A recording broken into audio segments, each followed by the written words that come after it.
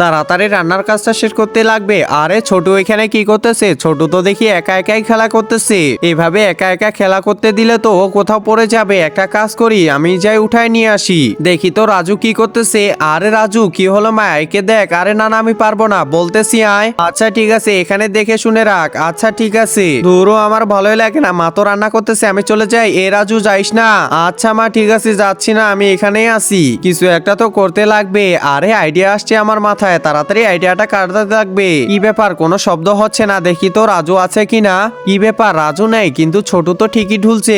আরে এটা কি? এখানে তো দেখি দড়ি লাগানো আছে। এই দড়িটা আবার কে লাগালো? দেখতে লাগবে তো আমাকে। কাবা ঘরের দিকে তাকালেই নাকি সবগুলো মাপ হয়ে যায়। হে আল্লাহ, যে আমার ভিডিওটা দেখে লাইক এবং সাবস্ক্রাইব করে দিবে তাকে একবার হলেও কাবা শরীফে যাওয়ার তৌফিক দিও। এই দড়িটা তো দেখি বাইরে চলে যাইতেছে। কি ব্যাপার, দড়িটা তো শেষই হচ্ছে না। তাড়াতাড়ি যাই তো আমি। আরে এখনো শেষ হচ্ছে না। আরে কি ব্যাপার, ওই তো ওইখানে মনে হয় শেষ হয়ে গেল। ওইখানে ওইটা কে লাগাইছে? আরে ছোটু। বাহ, রাজু তো দেখি ভালোই বুদ্ধি।